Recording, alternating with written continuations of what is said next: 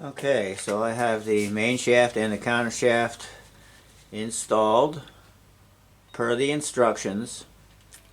The fork assembly is installed with the main shaft at the same time. And then the next part is to install the counter shaft. And to do that, the manual says to put a pry bar under here somewhere, right where you can get the teeth of the synchronizer. So I just put this here, put this there, let it sit there, and then push down on this while I was holding the main shaft and just angled that counter shaft, and it just fell right in place. And then you just lower it back down and it works just fine. So that was no problem with that. Next, you're supposed to put the shifting rails for the 5th and 6th gear in. So let me reset the camera and show how that can be done without any problem. Okay, so the next step is to put the linkage for 5th and 6th gear in place. So first thing to do is to, let me zoom in a little bit here so you can get a closer look. Alright, so get this out all the way so it's out of the way. You take this, if you put it in the groove like this and you come this way, you can't get in.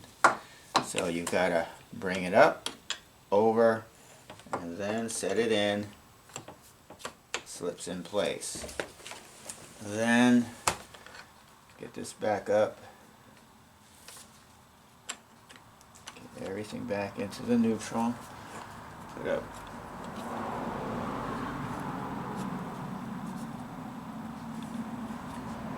One sleeve at a time. One shifter finger at a time. There's that. Get this up.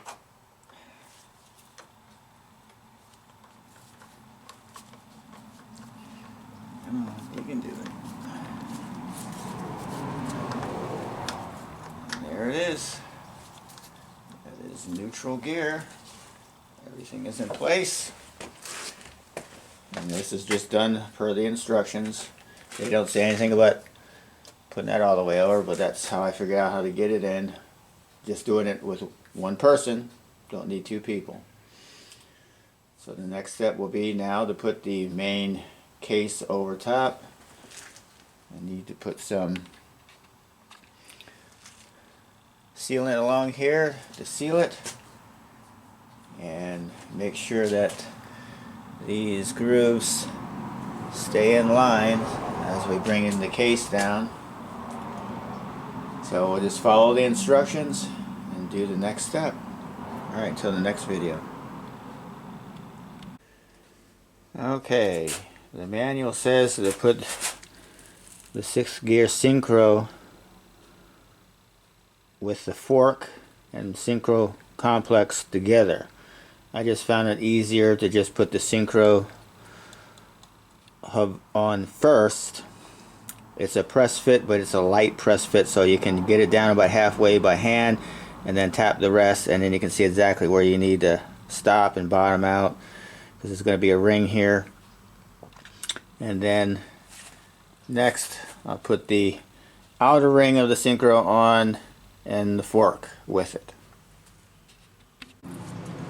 Alright, here we go.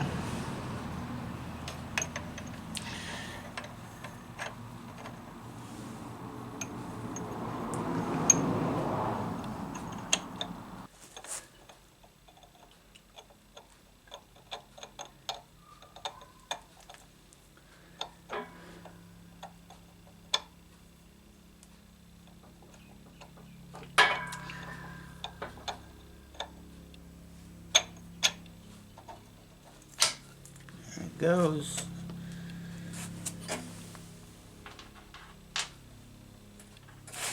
Alright, then just this.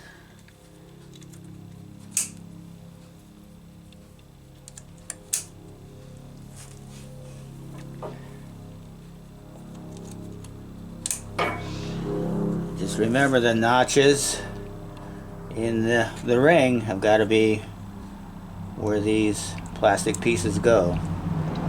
Alright, next you just put the clips on. Alright, well, I didn't need to make any more videos putting this together. I didn't run into really any more problems that warranted a video, or anything that might be trouble for somebody to do that may be an amateur at this like me.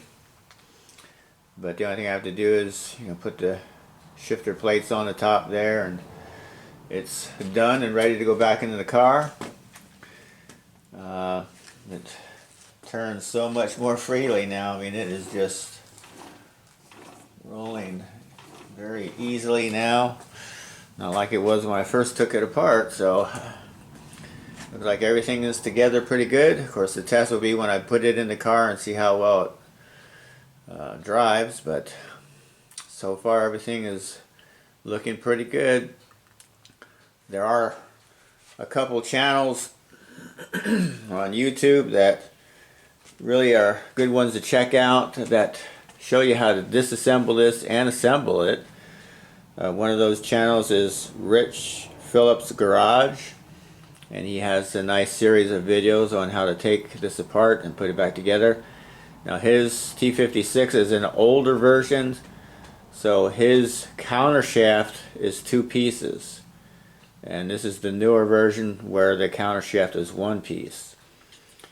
And then there's another YouTube channel, Idiot Light Garage.